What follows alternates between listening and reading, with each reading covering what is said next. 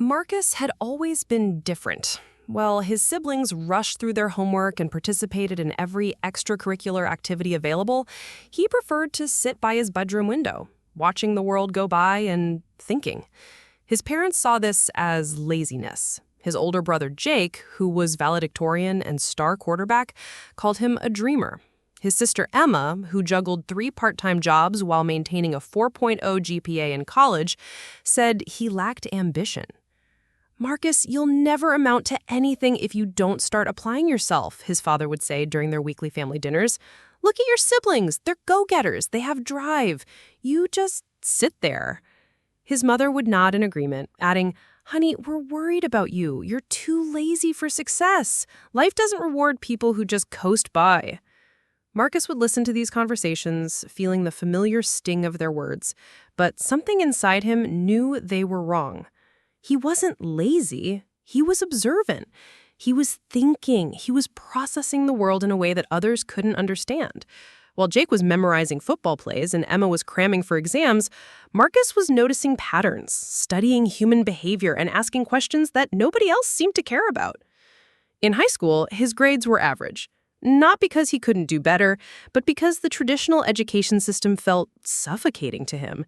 He'd finish his assignments quickly and then spend the rest of class time observing his classmates, watching how they interacted, noting their habits and preferences. His teachers labeled him unmotivated. His guidance counselor suggested trade school, implying that college might be too challenging for someone with his work ethic. The breaking point came during his senior year, when his family gathered for Thanksgiving. Jake had just gotten a promotion at his law firm, and Emma had landed a prestigious internship at a Fortune 500 company. The conversation naturally turned to Marcus's future plans. "So, Marcus, what's your plan after graduation? Please tell me you have some kind of direction?" Before Marcus could answer, his father jumped in.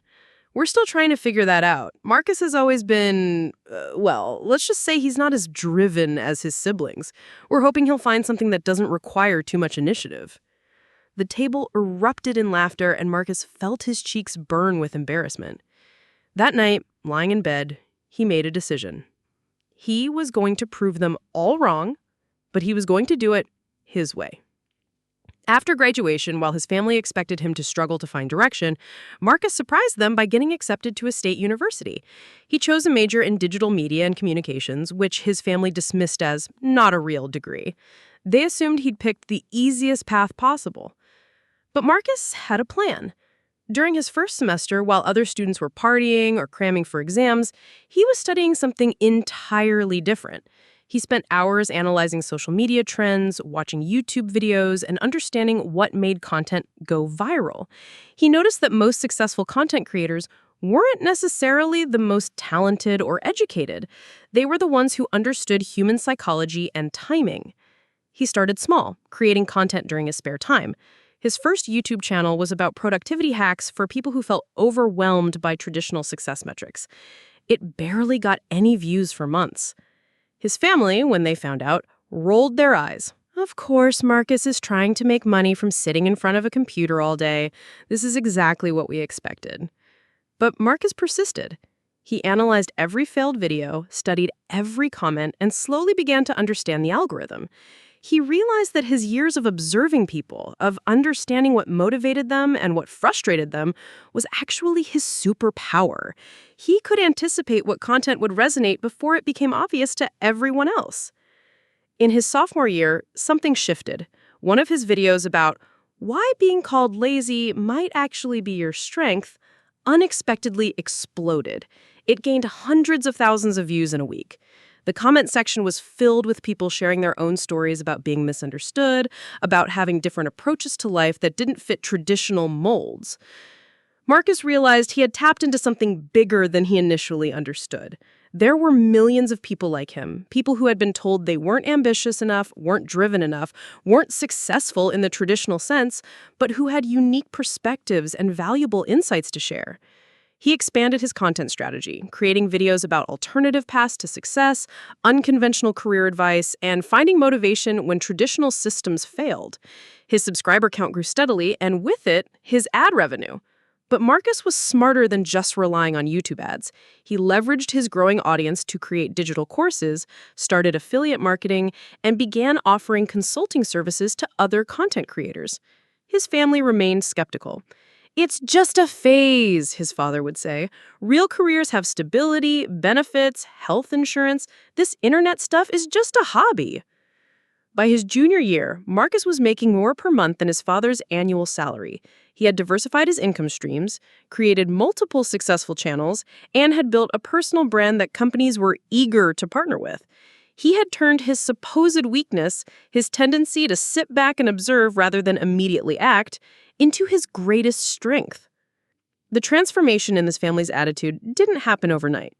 It started with small changes.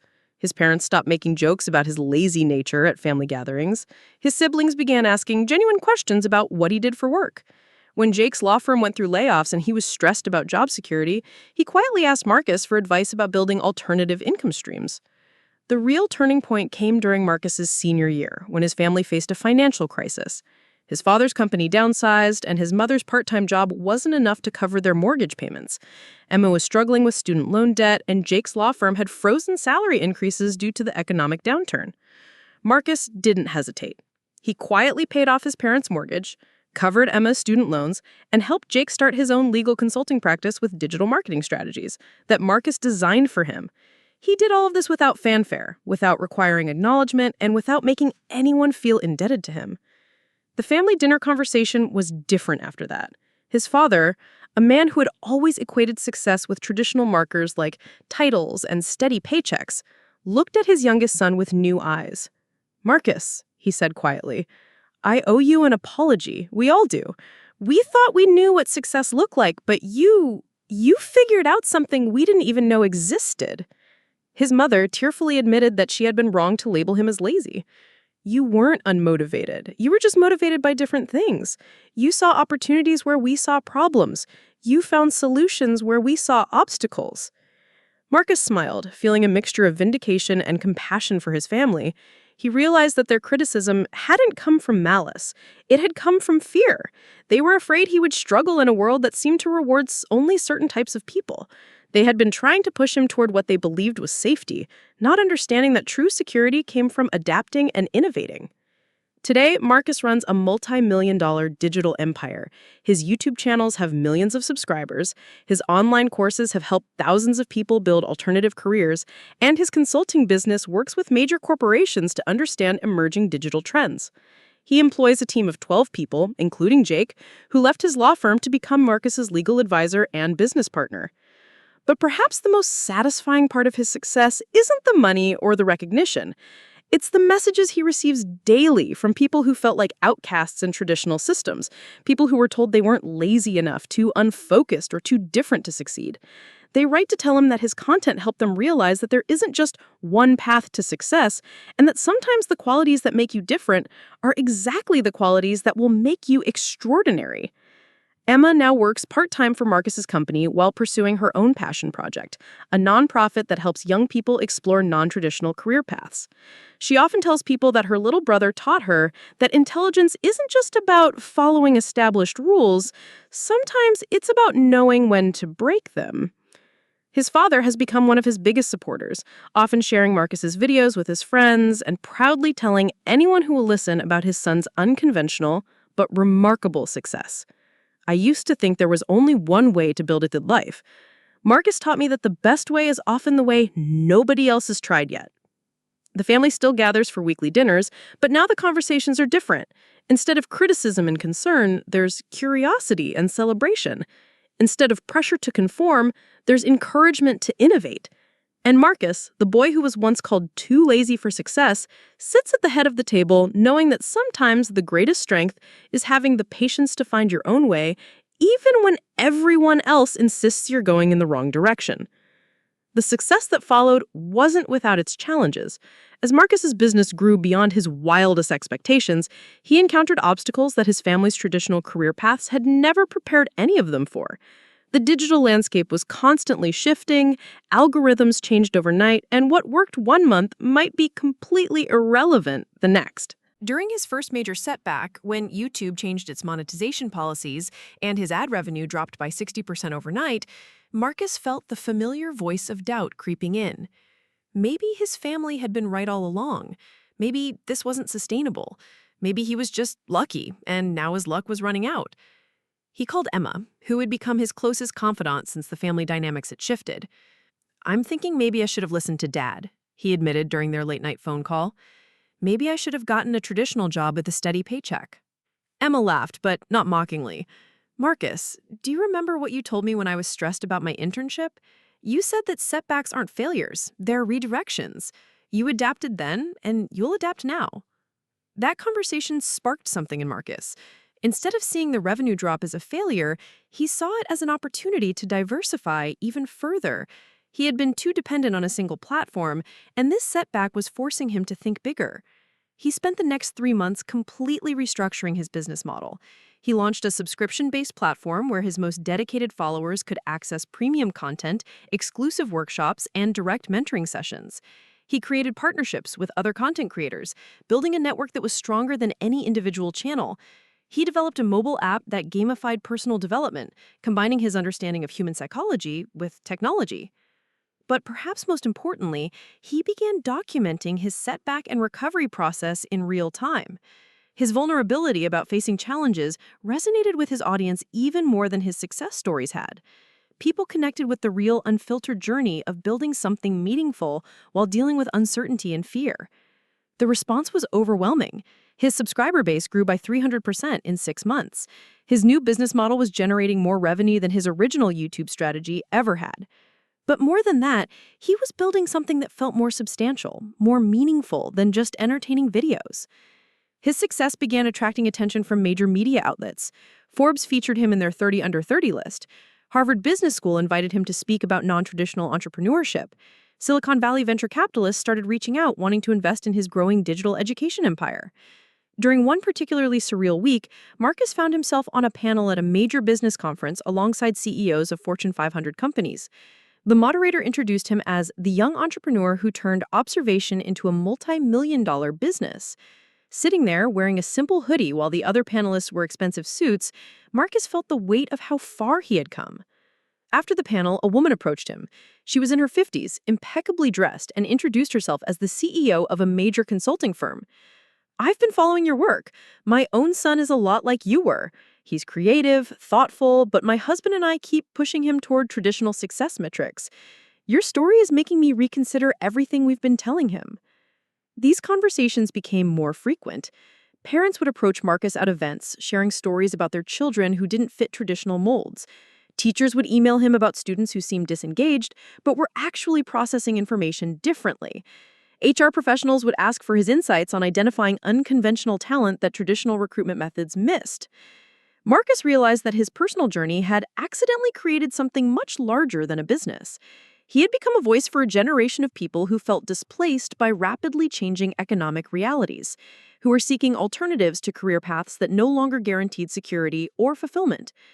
This realization led to his next major expansion. He partnered with universities to create alternative education programs. He worked with corporations to develop training modules that helped managers identify and nurture unconventional talent. He established a foundation that provided grants to young entrepreneurs who were pursuing non-traditional paths. Jake, who had initially been the most skeptical of Marcus's choices, became one of his most valuable business partners. His legal background helped Marcus navigate the complex regulations involved in expanding into education and corporate consulting. But more than that, Jake brought a different perspective that balanced Marcus's creative instincts with practical business acumen. "You know what's funny?" Jake said during one of their planning meetings. "All those years, I thought I was the successful one because I was following the established path. But I was actually just really good at following directions. You were the one who was actually thinking." The business continued evolving. Marcus acquired struggling educational technology companies and transformed them using his understanding of motivation and human behavior. He created a venture capital fund specifically focused on supporting entrepreneurs who had been overlooked by traditional investors. He developed a consulting practice that helped established companies understand and adapt to changing workforce expectations. But success at this level came with complications that Marcus hadn't anticipated. The demands on his time became overwhelming. Everyone wanted his attention, his endorsement, his partnership. He found himself caught between staying true to his original mission of helping people find alternative paths to success and managing the complex realities of running multiple businesses. The pressure began affecting his health and relationships. He was traveling constantly, speaking at conferences, meeting with investors, and managing his growing team. The quiet observation and thoughtful analysis that had originally been his strength were being crowded out by the urgent demands of business management. It was during this period that Marcus experienced what he later called his second awakening. He was in his hotel room after a particularly exhausting day of back-to-back meetings when he realized that he had become exactly what he had originally been rebelling against.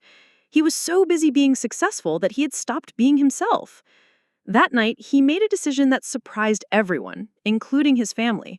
He stepped back from the day-to-day operations of most of his businesses, appointing capable leaders to manage the companies while he returned to what he did best: observing, thinking, and creating content that genuinely helped people. This decision was financially risky. Several potential deals fell through when investors realized Marcus wouldn't be as hands-on as they expected. Some of his team members were concerned about the direction of the companies without his direct involvement. His family worried that he was repeating old patterns, stepping back when he should be pushing forward.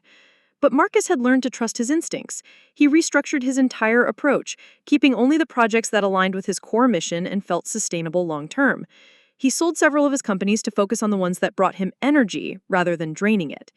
He moved back to his hometown, bought a modest house with a large window where he could sit and think, just like he had as a teenager. This decision led to what many consider his most impactful work. With the pressure of managing multiple businesses removed, Marcus was able to return to creating content that came from genuine insight rather than market demands. His new video series, The Observation Advantage, became required viewing in business schools.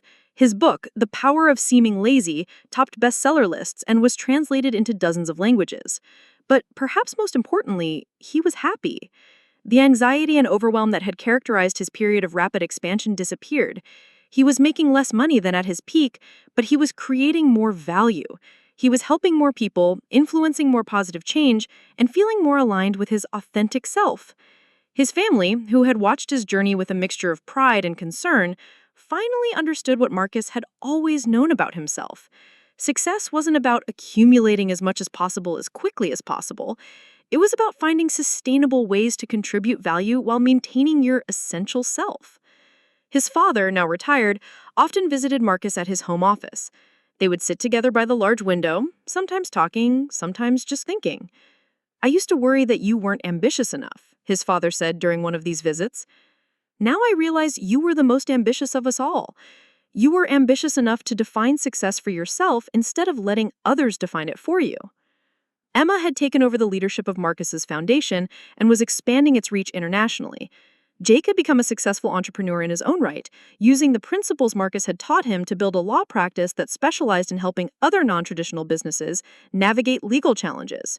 Both siblings frequently credited Marcus with teaching them that there were many different ways to build a meaningful career.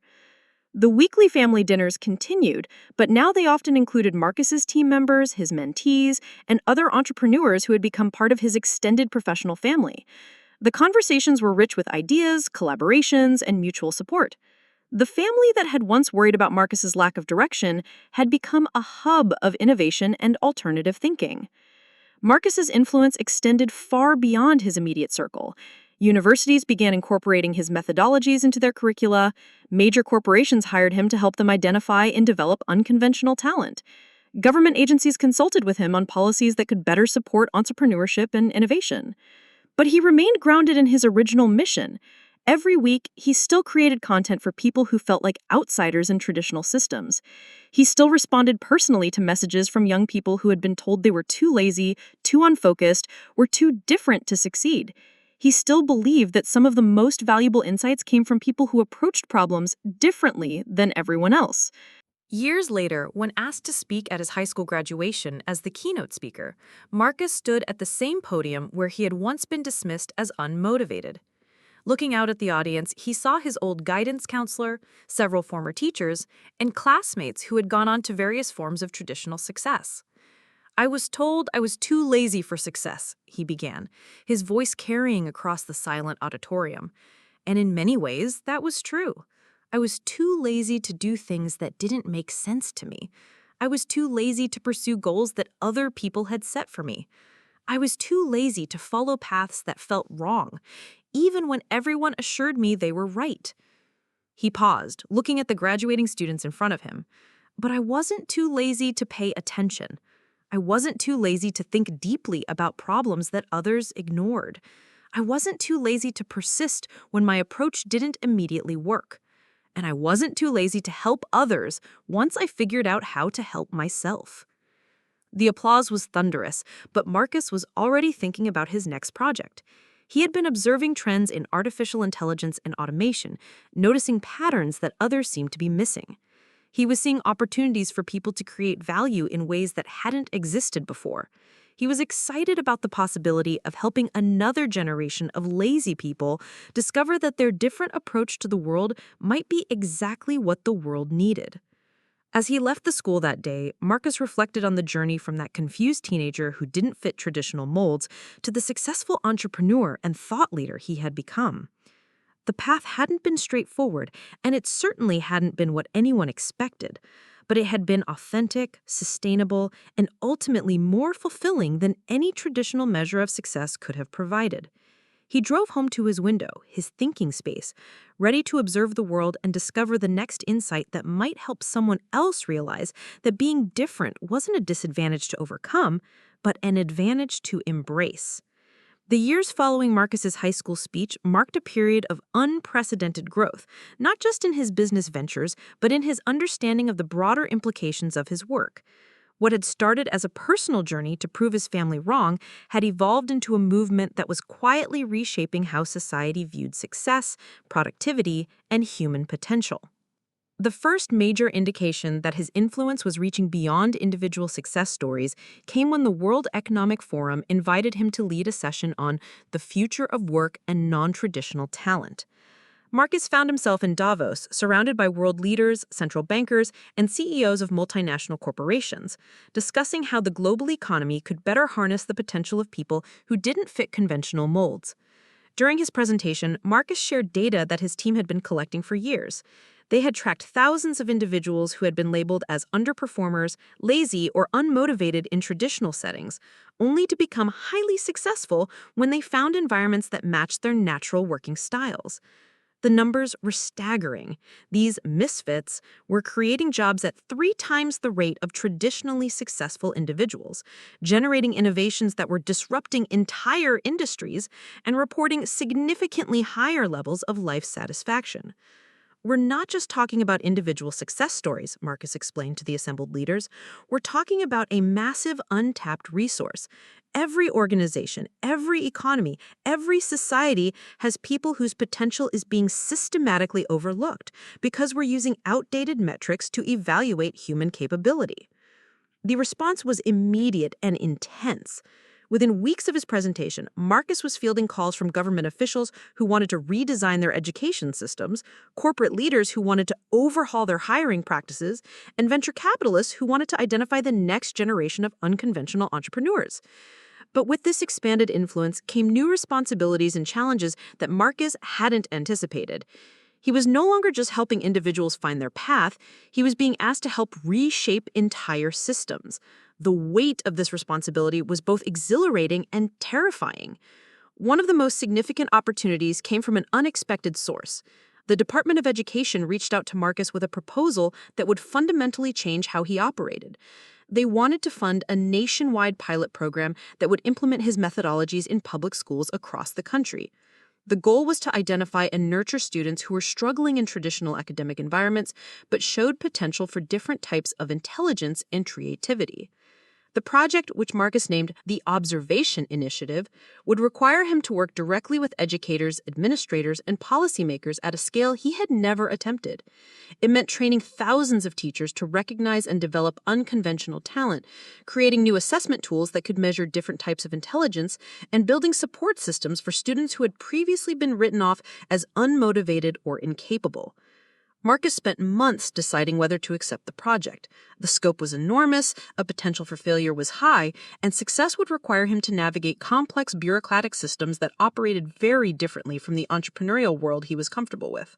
but the opportunity to impact millions of students who might otherwise be overlooked was too significant to ignore. He accepted the project, but on his terms. Rather than working within existing educational frameworks, Marcus proposed creating entirely new learning environments. These observation labs would be integrated into existing schools but would operate according to different principles. Students would be encouraged to pursue projects based on their interests and natural curiosities. Assessment would focus on problem solving, creativity, and real-world application rather than memorization and standardized testing. The first pilot program launched in Marcus's hometown, with his old high school serving as the initial testing ground. The irony wasn't lost on him. He was returning to the place where he had been dismissed as lazy to implement a program designed to identify and nurture students exactly like his former self. The initial results were remarkable, but also controversial. Students who had been failing traditional classes were excelling in the observation labs. They were creating innovative solutions to local problems, starting small businesses, and demonstrating types of intelligence that conventional testing had never captured. But their performance in standardized subjects often remained poor, leading to criticism from parents and administrators who worried about college admission prospects. Marcus faced his first major public controversy when a prominent education critic published an article titled "The Laziness Epidemic: How One Man's Failed Philosophy is Destroying Academic Standards." The piece argued that Marcus's methods were simply enabling students to avoid hard work and academic rigor, creating a generation of entitled individuals who expected success without effort. The criticism stung, particularly because it echoed the same judgments Marcus had faced throughout his own education. But the response from students, parents, and teachers involved in the program was overwhelmingly positive. More importantly, the data supported the program's effectiveness. Students in the observation labs were showing increased engagement, improved mental health, and higher rates of post-graduation success in both traditional and non-traditional paths. Marcus realized that the controversy was actually an opportunity to deepen the conversation about what education could and should accomplish. He began writing more extensively about the philosophical foundations of his approach, publishing papers in educational journals and speaking at academic conferences. His central argument was that traditional education systems had been designed for an industrial economy that no longer existed, and that preparing students for the modern world required fundamentally different approaches. This period of intellectual development led to Marcus's most ambitious project yet, the creation of the Institute for Applied Observation. Unlike his previous ventures, which had been primarily commercial, the Institute was designed as a research and development center focused on understanding and optimizing human potential in all its forms. The Institute brought together researchers from psychology, neuroscience, education, and business to study what Marcus called alternative intelligence patterns. They were investigating questions that had never been systematically explored. What are the optimal learning environments for different types of minds? How can organizations identify and develop unconventional talent? What social and economic systems best support diverse approaches to productivity and success? The research was groundbreaking, but it was the practical applications that generated the most excitement. The Institute developed assessment tools that could identify different types of intelligence and working styles, created training programs for managers and educators, and designed organizational structures that could harness diverse talents effectively. One of the most successful applications came through a partnership with a struggling manufacturing company that was facing bankruptcy. Traditional consulting firms had recommended layoffs and efficiency improvements, but Marcus's team took a different approach. They spent months observing the workforce, identifying employees whose potential was being underutilized, and restructuring operations to match tasks with natural abilities. The results exceeded everyone's expectations. Productivity increased by 40%, employee satisfaction soared, and the company not only avoided bankruptcy, but became profitable within a year. More importantly, the transformation had been achieved not by working people harder, but by working them smarter, matching individual strengths with organizational needs in ways that had never been attempted. Word of these successes spread rapidly through business networks, and soon Marcus was working with companies across industries. But he was selective about which projects he accepted, focusing on organizations that were genuinely committed to changing their cultures rather than just seeking quick fixes. This selectivity sometimes created tension with his business partners and team members, who saw lucrative opportunities being declined. Marcus had to learn to articulate his vision more clearly and help others understand that sustainable impact required patience and authenticity rather than rapid expansion. One of the most challenging periods came when Marcus's closest business partner, David, who had been with him since the early days of his YouTube success, decided to leave the company. David felt that Marcus was becoming too idealistic, too focused on social impact at the expense of financial growth. The disagreement was philosophical as much as practical. David believed that business success was the best way to create positive change, while Marcus believed that positive change was the best way to create sustainable business success. The split was amicable, but painful. David had been more than a business partner. He had been a friend who believed in Marcus's vision when almost no one else did. His departure forced Marcus to confront some difficult questions about leadership, loyalty, and the inevitable tensions that arise when personal missions intersect with commercial realities. But the departure also created space for new partnerships and perspectives. Marcus began working more closely with academic researchers, nonprofit leaders, and social entrepreneurs who shared his commitment to systemic change. These collaborations brought different expertise and approaches that enriched his work in unexpected ways. One particularly meaningful partnership developed with Dr. Sarah Chen, a cognitive scientist who had been studying neurodivergent individuals in workplace settings. Dr. Chen's research complemented Marcus's observations perfectly. She had scientific data that explained many of the patterns Marcus had noticed intuitively. Together, they began developing what they called cognitive diversity frameworks, systematic approaches for creating environments where different types of minds could thrive. Their work attracted attention from Silicon Valley, where many companies were struggling with innovation and employee engagement despite having access to top talent from prestigious universities. The tech industry's traditional emphasis on hiring from elite schools and following conventional career paths was creating homogeneous teams that excelled at executing established strategies, but struggled with creative problem-solving and breakthrough innovation. Marcus and Dr. Chen's consulting work with tech companies produced some of their most dramatic results. By identifying and empowering employees who thought differently, including many who had been considered underperformers in traditional metrics, companies were able to develop products and solutions that their conventionally successful teams had missed entirely. One client, a major social media company, were struggling with user engagement and facing criticism for its platform's impact on mental health.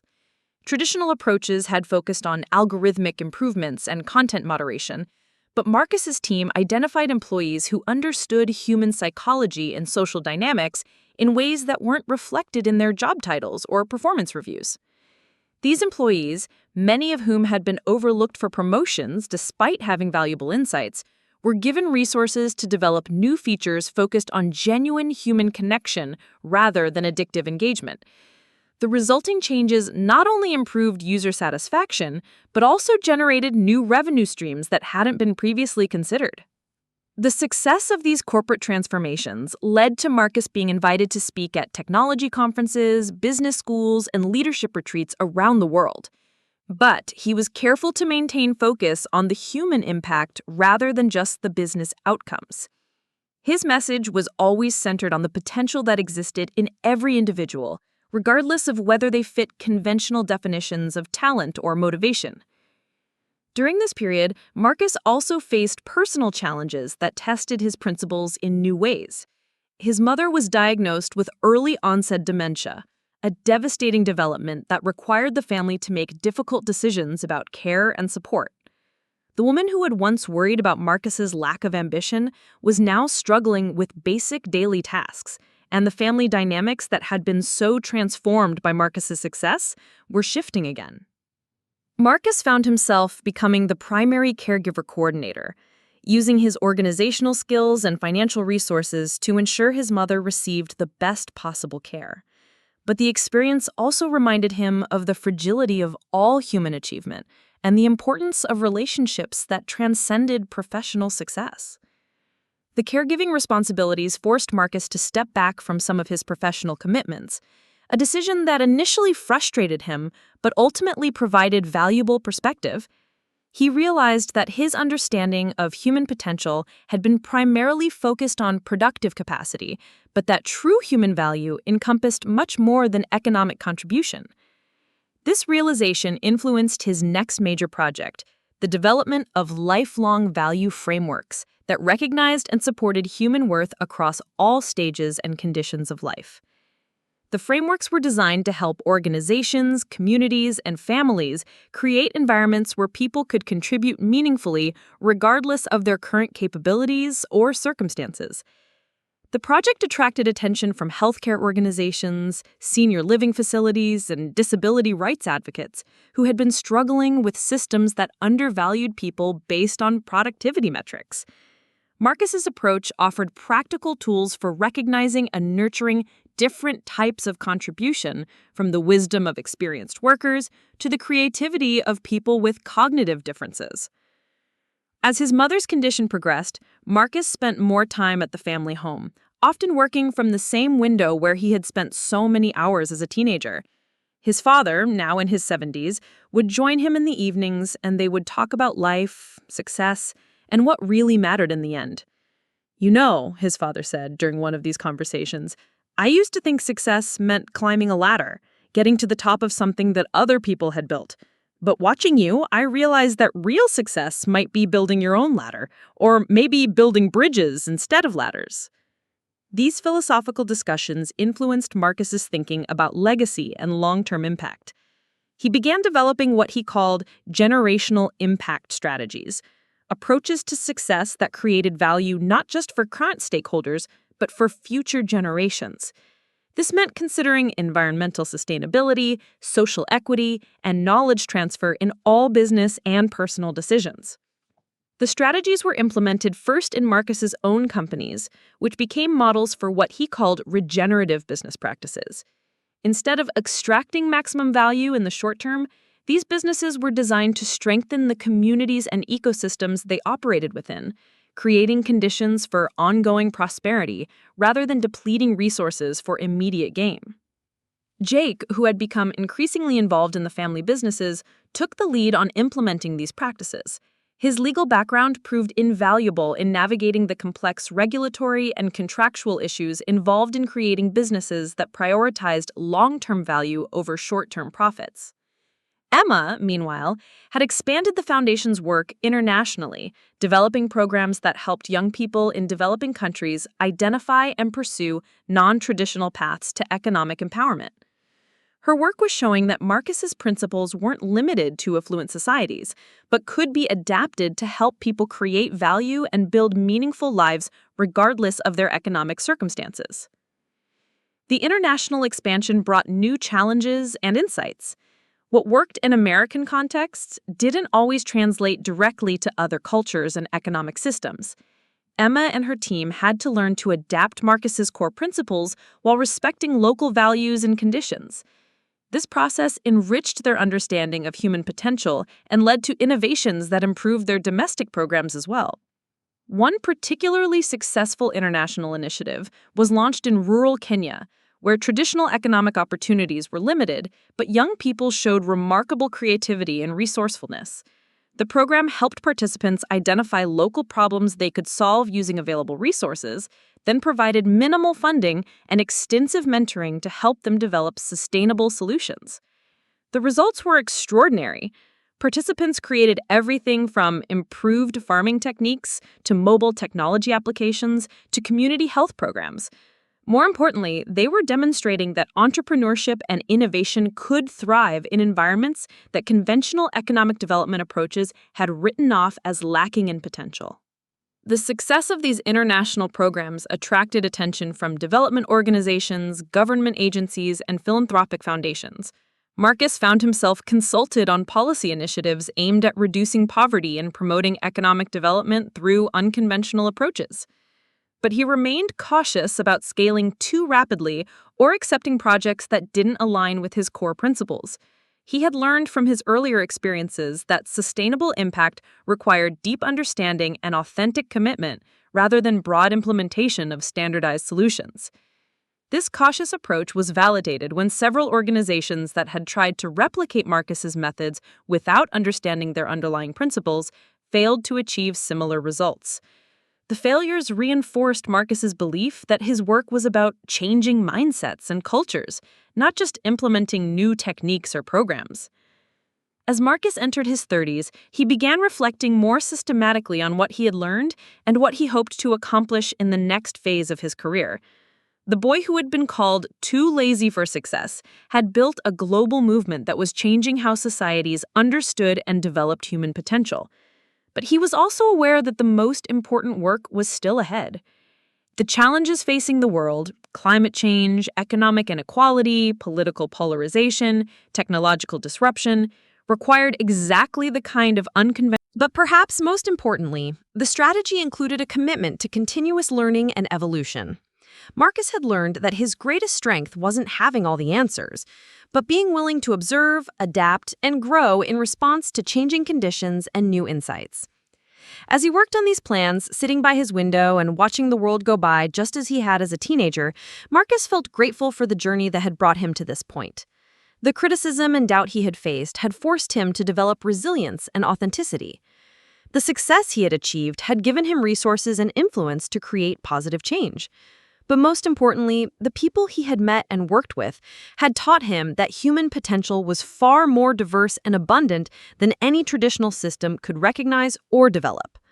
The weekly family dinners continued, now including multiple generations and an extended network of colleagues, collaborators, and friends who had become part of the family's story. The conversations were rich with ideas about the future, challenges facing society, and opportunities to create positive change. Marcus's mother, despite her declining cognitive abilities, remained an important presence at these gatherings. Her condition had taught the family to value connection and presence over achievement and productivity, lessons that enriched their understanding of what truly mattered in life. As Marcus looked toward the future, he felt excited about the possibilities ahead. The world was facing unprecedented challenges, but it was also creating unprecedented opportunities for people who could think differently, solve problems creatively, and build solutions that transcended traditional boundaries. The boy who had been too lazy for conventional success was ready to help others discover that the future belonged to those who were brave enough to be authentically themselves, thoughtful enough to observe what others missed, and persistent enough to build something meaningful in a world that often rewarded conformity over creativity. His story was far from over, but he knew that the most important chapters would be written not by him alone, but by the thousands of people who had learned to see their differences as strengths, their unconventional approaches as advantages, and their authentic selves as exactly what the world needed. The turning point that would define the next decade of Marcus's work came from an unexpected source, a 13-year-old girl named Zoe, who had been placed in his observation program after being expelled from 3 different schools for what administrators called disruptive behavior. Zoe had a habit of questioning everything, challenging authority, and refusing to complete assignments that she considered pointless. Her teachers labeled her defiant and oppositional, her parents were at their wits' end, and the school system was preparing to place her in an alternative program for troubled youth. Marcus first encountered Zoe during one of his regular visits to observation labs. She was sitting alone in the corner of the classroom, having refused to participate in the day's group project. When Marcus approached her, instead of the defensive hostility he expected, Zoe looked up and said, "Are you the guy who figured out how to make money by being lazy? Because I've been trying to figure out the same thing." Her directness caught Marcus off guard, but it was her follow-up question that truly surprised him. "So, what happens to kids like us when we grow up in a world that's designed for everyone else? Do we all become entrepreneurs, or do some of us just stay weird forever?" The question haunted Marcus for weeks. In all his work helping individuals find alternative paths to success, he had focused primarily on people who had the privilege, resources, and circumstances to create their own opportunities. But what about young people like Zoe who were being failed by systems before they even had a chance to develop their potential? What about people who didn't have supportive families, financial safety nets, or access to the networks that had helped Marcus build his success? This realization led Marcus to confront an uncomfortable truth about his own journey. While he had indeed faced criticism and doubt from his family, he had also grown up in a middle-class household with parents who, despite their concerns, had supported him through college and provided a safety net during his early struggles. He had access to technology, education, and opportunities that many young people like Zoe would never have. The recognition of his own privilege didn't diminish his accomplishments, but it did change his understanding of what his work needed to address. He began developing what he called equity-based development frameworks, approaches that could help young people succeed regardless of their starting circumstances. Marcus partnered with social workers, juvenile justice advocates, and community organizers to understand the challenges facing young people in underserved communities. What he discovered was both heartbreaking and inspiring. There were countless young people with remarkable insights, creativity, and problem-solving abilities who were being systematically failed by institutions that couldn't recognize or nurture their potential. The solutions required more than just new educational approaches. They required addressing systemic inequalities that limited opportunities before young people even encountered traditional success metrics. Marcus found himself getting involved in policy advocacy, community development, and social justice work in ways he had never anticipated. His first major initiative in this area was the creation of opportunity ecosystems in low-income communities. These weren't just programs or services, but comprehensive efforts to create environments where young people could discover and develop their potential regardless of their starting circumstances. The ecosystems included mentorship networks that connected young people with successful individuals who had taken non-traditional paths, microfunding programs that supported small-scale entrepreneurial projects, maker spaces where young people could experiment with technology and creativity, and advocacy services that helped navigate educational and legal systems. But perhaps most importantly, the ecosystems were designed and managed by community members themselves. Marcus had learned that sustainable change required local ownership and leadership, rather than external solutions imposed by well-meaning outsiders. The first ecosystem was launched in Marcus's hometown, in the neighborhood where Zoe lived. The transformation wasn't immediate or dramatic, but it was real. Young people who had been written off by schools began starting small businesses, creating art that addressed community issues, and developing solutions to local problems. Zoe became one of the ecosystem's most active participants. Her questioning nature and refusal to accept conventional answers made her an excellent researcher and advocate. She began documenting the experiences of other young people in the system, identifying patterns of institutional failure, and proposing solutions that adults had overlooked. Her work caught the attention of local media, then national outlets, and eventually led to her being invited to speak at educational conferences alongside Marcus. The image of a teenage girl from a low-income community sharing the stage with established experts challenged assumptions about who could be considered a thought leader or expert. Marcus watched Zoe's development with a mixture of pride and concern. He was thrilled to see her potential being recognized and developed, but he was also aware of the pressures and expectations that came with early recognition. He had experienced some of these pressures himself, and he knew they could be overwhelming for someone so young. He began working more closely with Zoe and other young people in the ecosystem, helping them develop not just their talents and ideas, but also the resilience and self-awareness needed to navigate success without losing their authentic selves. This mentoring work became one of the most fulfilling aspects of Marcus's career. The success of the first ecosystem led to requests from communities across the country. But Marcus was careful not to simply replicate the model. Each community had different strengths, challenges, and cultural contexts that required customized approaches. The process of developing these customized ecosystems taught Marcus new lessons about adaptation, cultural sensitivity, and the complexity of social change. One of the most challenging implementations came when Marcus was invited to work with a Native American community that was struggling with high youth unemployment and educational underachievement. The community leaders were interested in Marcus's approaches, but they were also concerned about yet another outside expert coming in with solutions that didn't respect their cultural values and traditions. Marcus spent months in the community, not implementing programs, but listening and learning. He discovered that many of the young people who were struggling in conventional educational settings possessed deep knowledge of traditional practices, strong connections to their cultural heritage, and innovative ideas for addressing community challenges. The opportunity ecosystem that eventually emerged looked very different from previous implementations.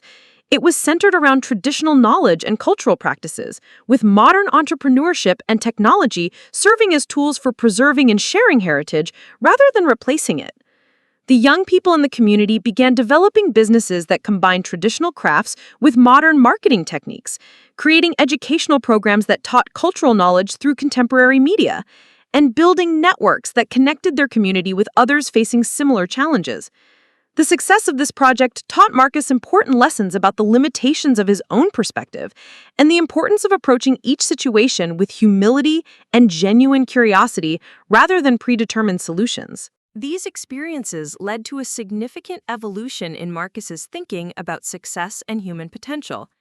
He began to understand that his work wasn't just about helping individuals find alternative paths to conventional success, but about challenging the entire concept of what success could and should mean. This philosophical shift was reflected in his next book, Beyond Success: Building Lives of Meaning in an Uncertain World.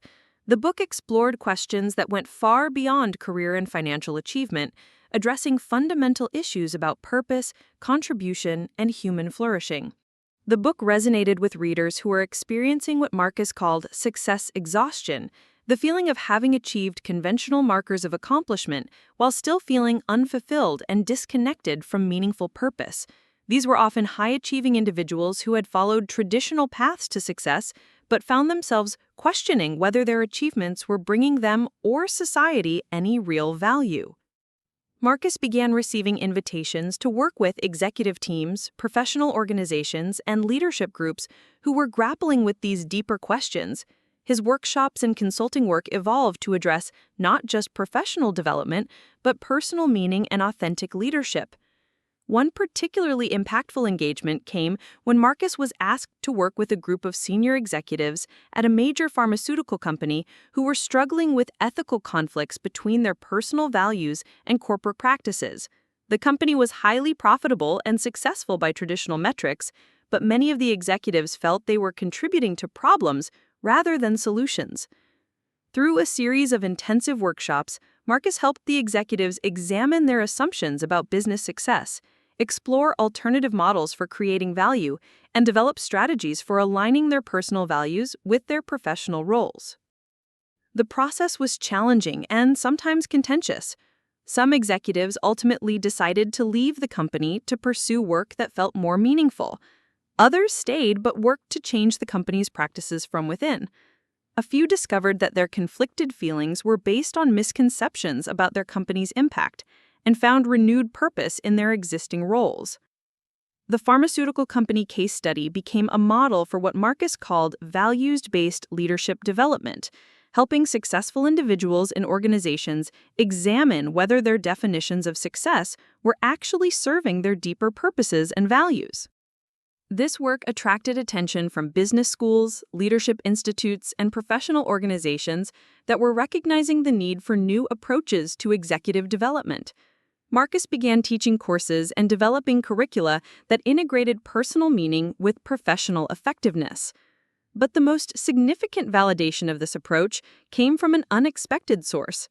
Marcus received a call from the White House inviting him to join a commission on future workforce development that was examining how to prepare Americans for economic and technological changes that were reshaping the nature of work itself. The commission brought together experts from education, business, labor, and technology to develop recommendations for policymakers. Marcus found himself working alongside Nobel Prize-winning economists, Fortune 500 CEOs, and prominent academics to address challenges at a national scale. The experience was both exhilarating and humbling. Marcus realized that his approaches, which had been developed through individual and community-level work, needed to be adapted for policy implementation across diverse populations and economic conditions.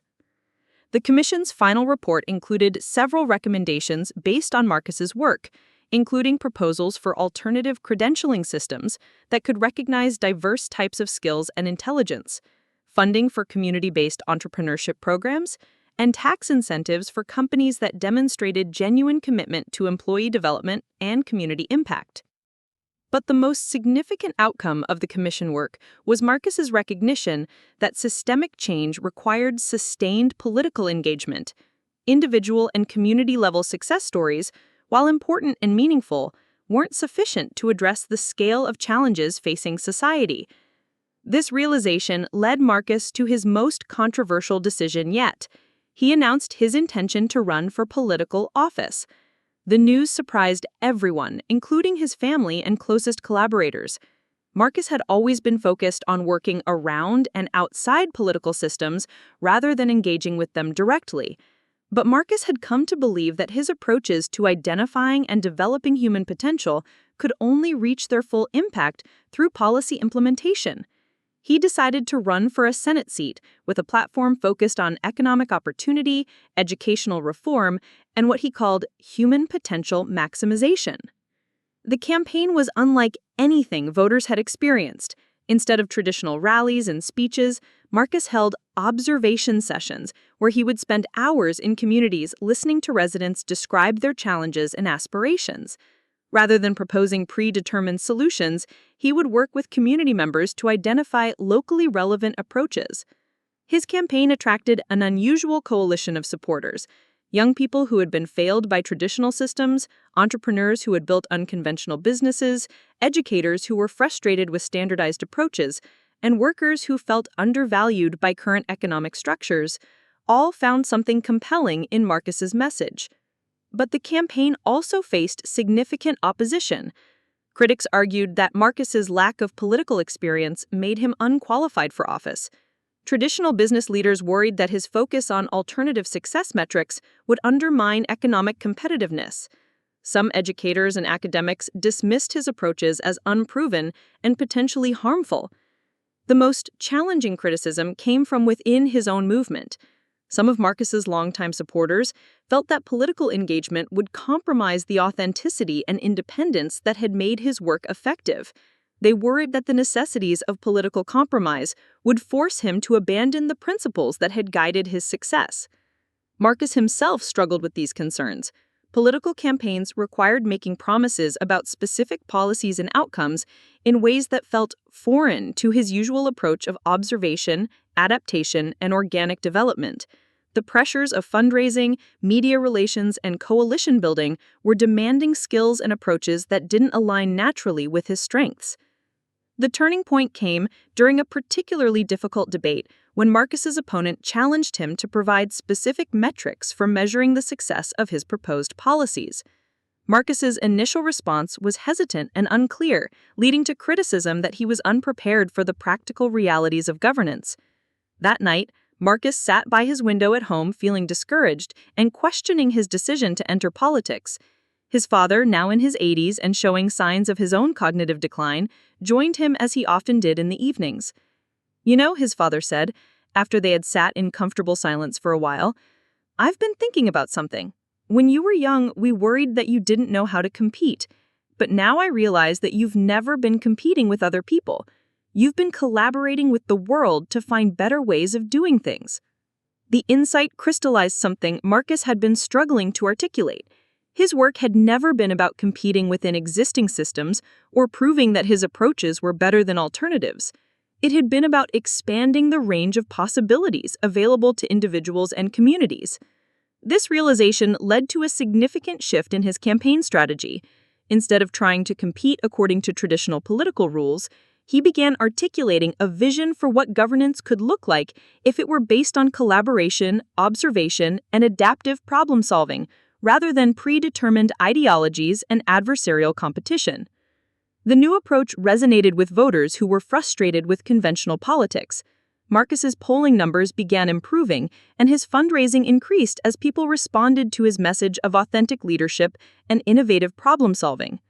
But perhaps more importantly, the campaign was attracting attention from political candidates and movements around the world that were looking for alternatives to traditional approaches to governance and public policy. Marcus received invitations to speak with political leaders in Europe, Asia, and Latin America who were dealing with similar challenges around economic development, educational reform, and social cohesion. His approaches were being adapted and implemented in contexts he had never imagined. The international attention brought new opportunities, but also new pressures. Marcus was being positioned as a thought leader on global governance and economic development, roles that required expertise and knowledge beyond his experience. He had to learn quickly about international relations, trade policy, and diplomatic protocol while maintaining focus on his core mission of human potential development. One of the most meaningful international engagements came when Marcus was invited to address the United Nations General Assembly on the topic of alternative approaches to economic development. Standing before representatives from every nation on Earth, Marcus spoke about the untapped potential that existed in every community and every individual, regardless of their current circumstances or conventional measures of capability. His speech was translated into dozens of languages and sparks conversations about economic development that went beyond traditional metrics of GDP growth and industrial development.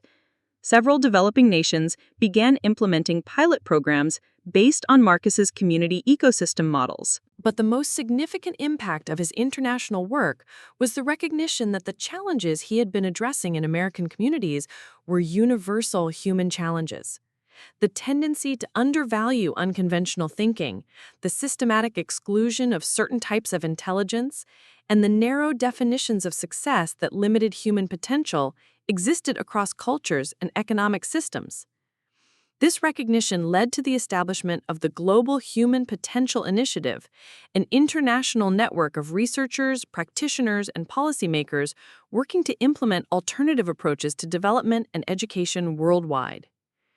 The initiative's first major project was a comprehensive study of successful individuals and communities that had thrived despite being overlooked or undervalued by conventional metrics.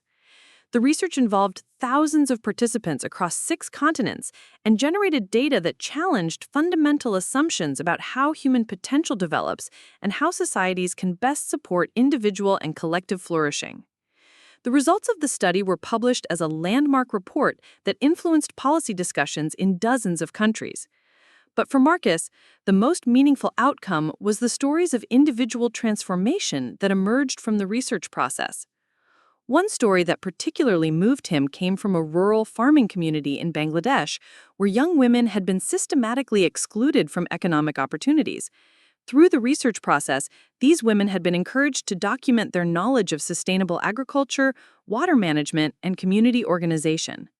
Their insights had attracted attention from international development organizations, leading to funding for projects that were now serving as models for rural development across South Asia. The women, who had been considered uneducated and unskilled, were now recognized as experts whose knowledge was being sought by researchers and policymakers around the world. These stories reinforced Marcus's belief that human potential was far more abundant and diverse than any society had yet learned to recognize or develop.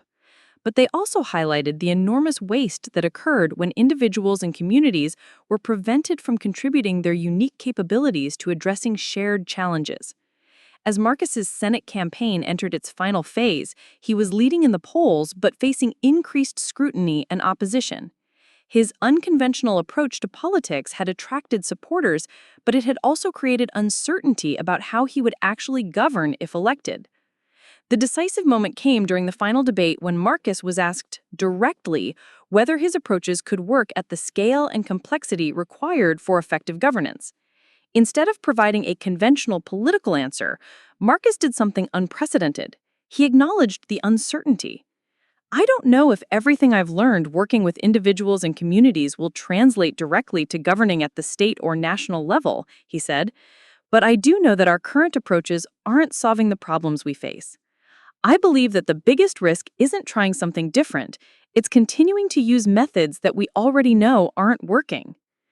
The honesty was refreshing to voters who were accustomed to politicians claiming certainty about complex issues. Marcus's willingness to acknowledge uncertainty while still articulating a clear vision for change resonated with people who wanted authentic leadership rather than political theater. On election night, Marcus won by a larger margin than anyone had predicted. His victory was seen as part of a broader trend toward unconventional political candidates who were challenging traditional approaches to governance and policymaking. But for Marcus, the real work was just beginning. He now had to prove that his principles could be implemented effectively in one of the most complex and challenging environments in American society, the United States Senate. The transition from entrepreneur and consultant to elected official required Marcus to develop new skills and approaches while maintaining the authenticity and principles that had guided his success. He was entering a world of established procedures, partisan divisions, and institutional constraints that would test everything he had learned about leadership, collaboration, and change.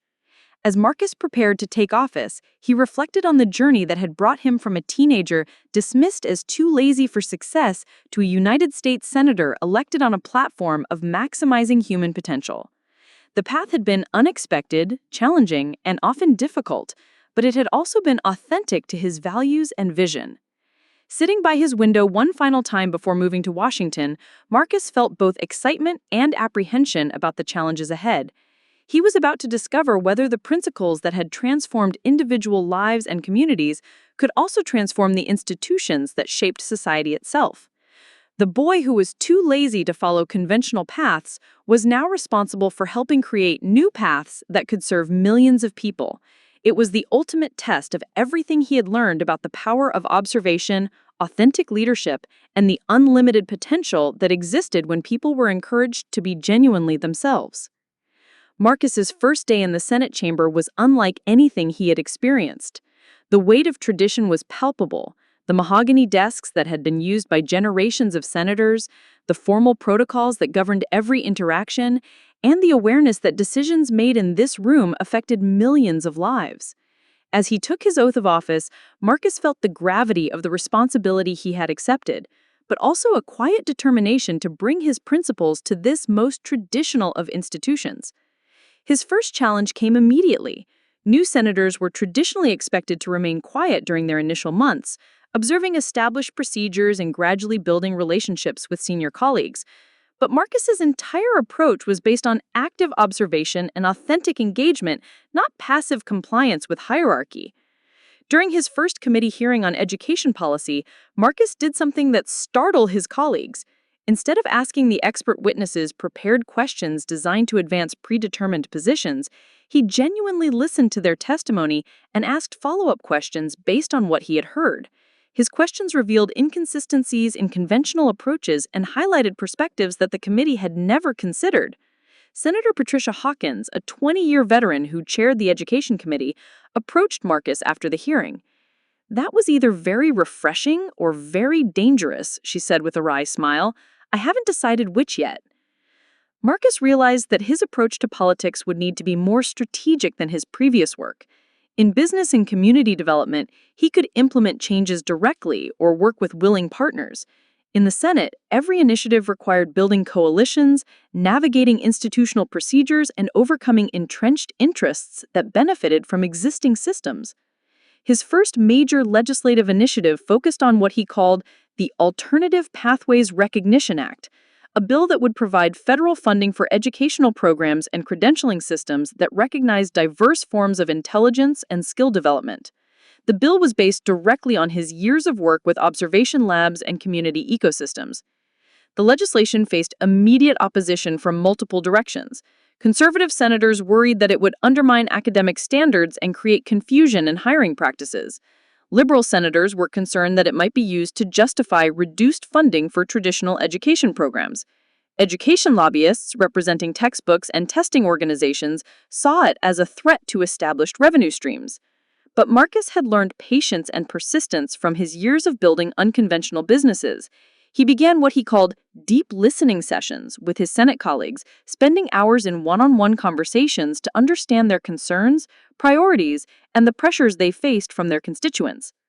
These conversations revealed that many senators, regardless of their public positions, were privately frustrated with the limitations of current educational and economic systems. They had seen talented young people in their own families struggle with traditional approaches, and they had witnessed communities in their states that were being left behind by conventional development strategies. Senator James Morrison, a conservative Republican from a rural state, became an unlikely ally after Marcus spent an afternoon in Morrison's home district observing a community that was struggling with economic transition.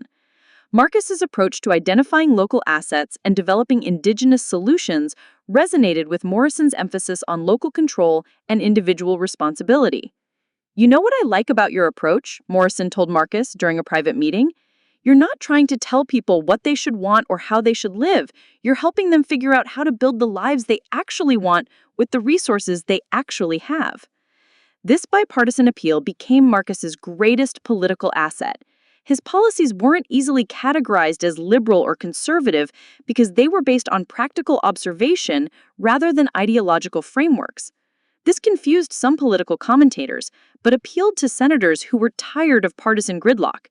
The breakthrough came when Marcus proposed implementing pilot programs in 3 states with very different political and economic profiles: Morrison's rural conservative state, a progressive urban state represented by Senator Hawkins, and a purple state with a mixed economy.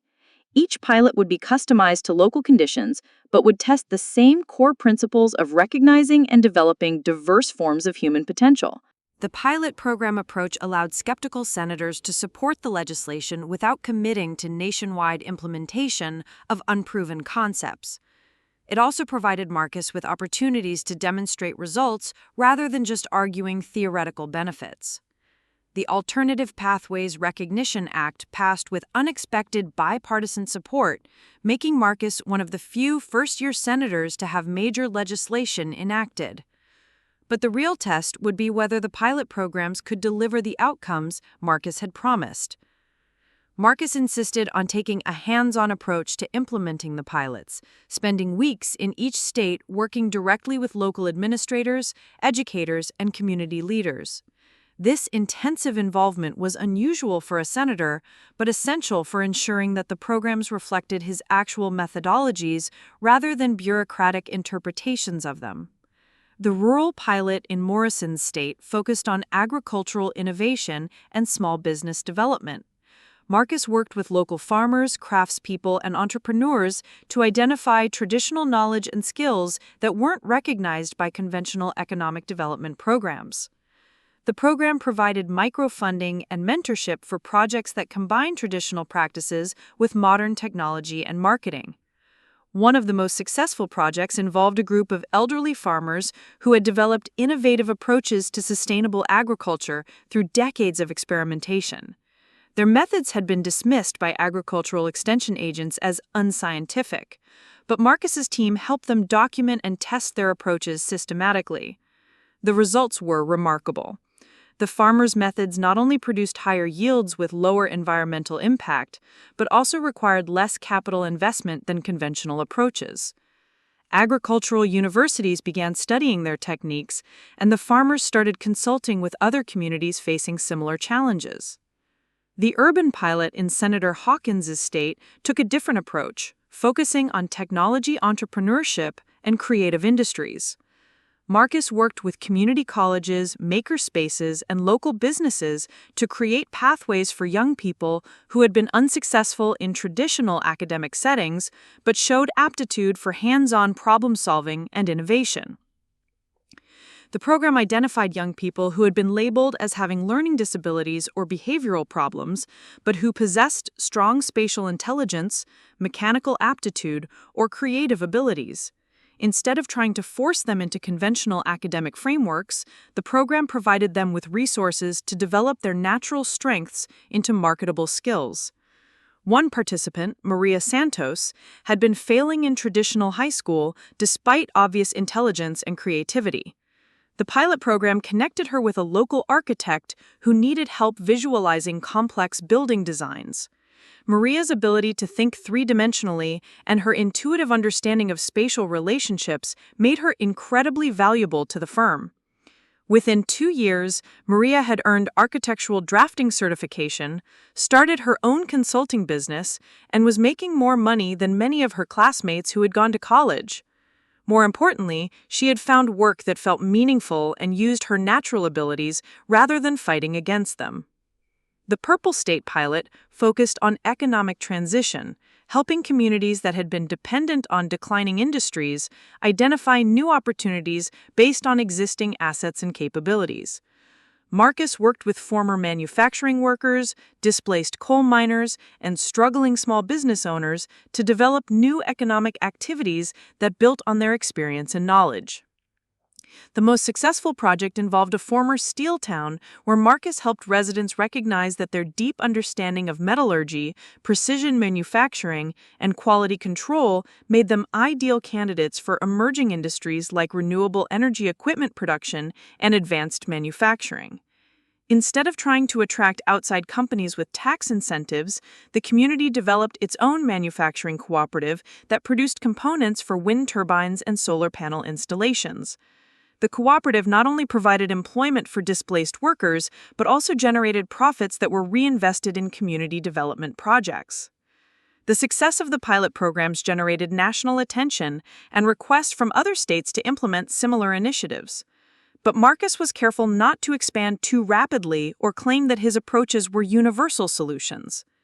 Each implementation required careful observation of local conditions and authentic engagement with community needs. The pilot program results provided data that supported Marcus's core arguments about human potential and alternative development strategies. But more importantly, they demonstrated that political institutions could be vehicles for implementing innovative approaches rather than just obstacles to change. Marcus's success with the Alternative Pathways Recognition Act established his reputation as an effective legislator who could bridge partisan divides and deliver practical results.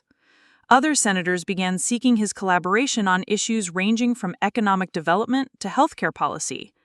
His next major initiative addressed what he called workplace democracy, policies designed to give workers more control over their working conditions and economic outcomes.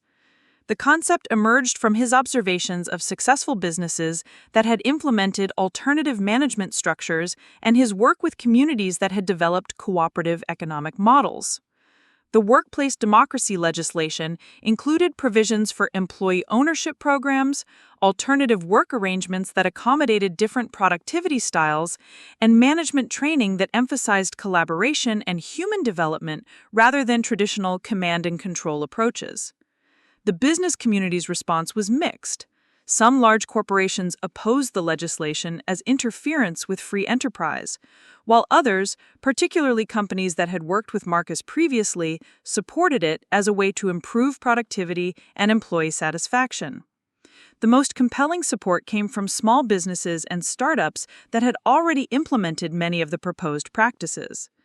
These companies provided data showing that employee-centered management approaches led to higher retention, increased innovation, and better financial performance.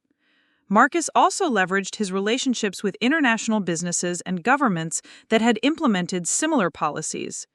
Countries like Germany and Denmark, which had strong traditions of worker participation in corporate governance, provided models for how workplace democracy could function in advanced economies. The legislation faced more opposition than the education bill, particularly from business lobbying groups that saw it as a threat to management prerogatives. But Marcus had learned to build broader coalitions that included not just political allies, but also businesses, labor organizations, and community groups that could demonstrate the practical benefits of his proposals. The breakthrough came when Marcus organized what he called reality tours for skeptical senators. Instead of traditional lobbying meetings or policy briefings, he arranged for senators to visit businesses and communities that had implemented alternative approaches and see the results firsthand. Senator Rebecca Chen, a moderate Democrat who had been undecided about the workplace democracy bill, visited a manufacturing company in her state that had transitioned to employee ownership. She was surprised to discover that productivity had increased 20% since the transition, employee turnover had virtually disappeared, and the company was expanding into new markets. "I expected to find a bunch of hippies running a feel-good experiment," Senator Chen admitted to Marcus after the visit. "Instead, I found a highly efficient business that was outperforming its traditionally managed competitors. This isn't ideology, it's just good business." These reality tours became a key component of Marcus's legislative strategy. Instead of trying to convince colleagues through arguments or data alone, he provided them with direct experience of successful alternatives to conventional approaches. The workplace democracy legislation passed with strong bipartisan support, though in a modified form that addressed some of the concerns raised by business groups. The final bill included voluntary pilot programs, tax incentives for employee ownership transitions, and funding for research on alternative management approaches. But Marcus's growing influence in the Senate was creating new challenges in his personal life.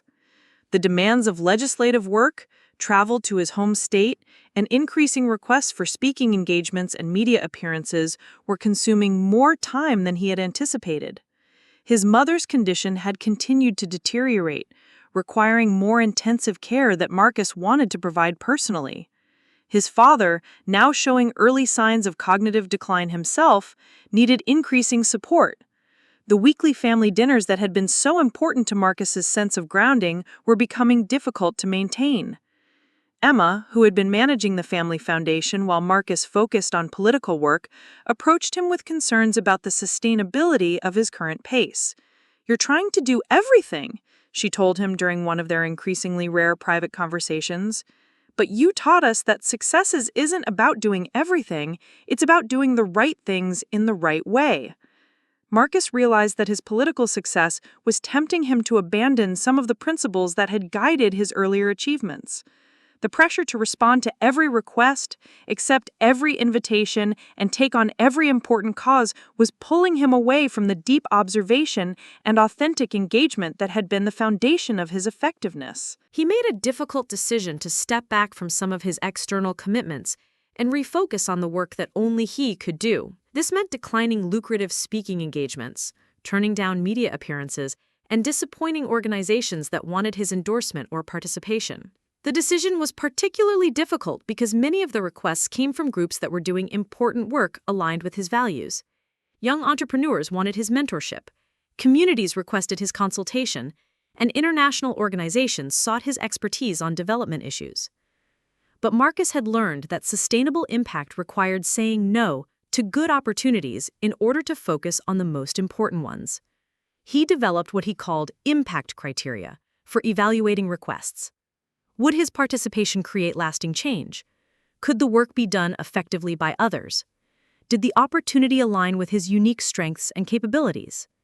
Using these criteria, Marcus focused his non-legislative time on 3 core activities: supporting his family through their health challenges, mentoring a small group of emerging leaders who could carry his work forward, and writing his next book, which would synthesize what he had learned about implementing alternative approaches at scale.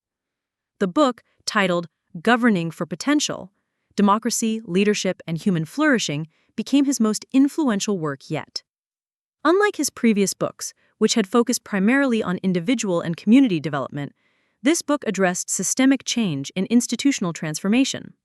The book's central argument was that democratic institutions could be redesigned to better recognize and develop human potential, rather than simply managing competing interests.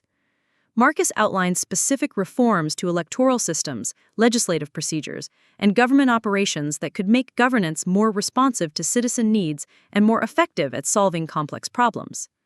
But Marcus wrote honestly about his own struggles with balancing authentic leadership with political effectiveness, maintaining personal relationships while fulfilling public responsibilities, and staying true to core principles while adapting to changing circumstances.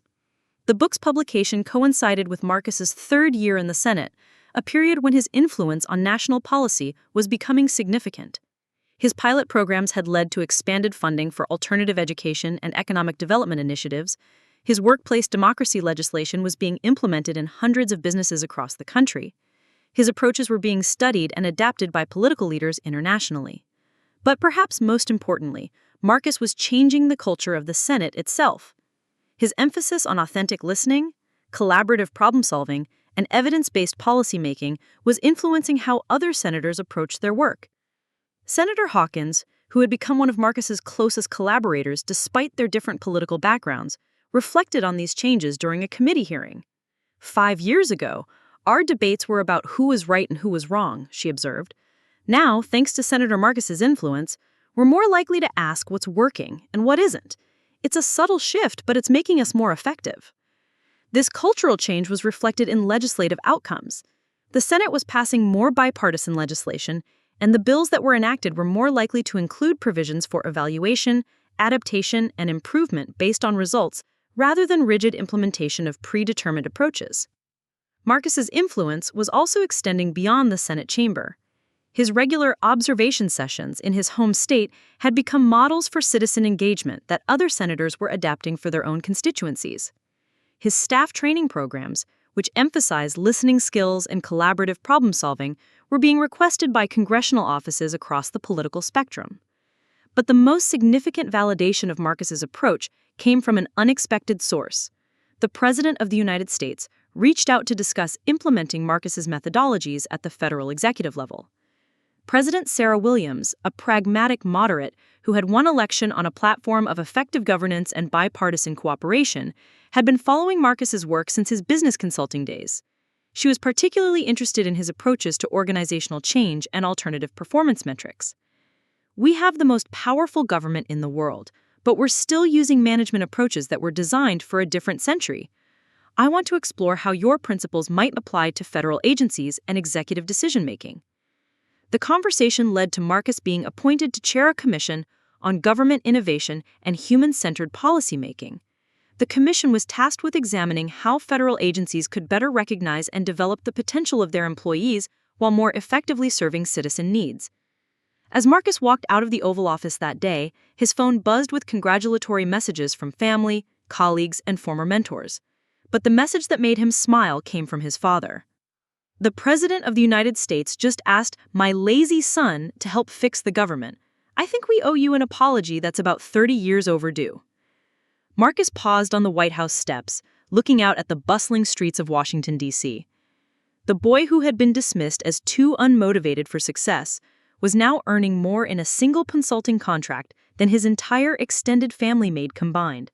But more than that, he was being entrusted with reshaping how the most powerful government in the world recognized and developed human potential. He pulled out his phone and called Jake, who answered on the first ring. "So," Marcus said with a grin, "remember when you all said I was too lazy for success?" Jake's laughter echoed through the phone. "Yeah, well, turns out we were wrong about what success looks like. You didn't just prove us wrong, Marcus. You redefined what it means to be right." As Marcus headed home to his window, his thinking space where it all began, he realized that sometimes the greatest victory isn't proving others wrong. It's showing them possibilities they never knew existed. The family that once worried about his future was now proud to be part of a story that proved conventional wisdom about success was often the biggest obstacle to achieving it.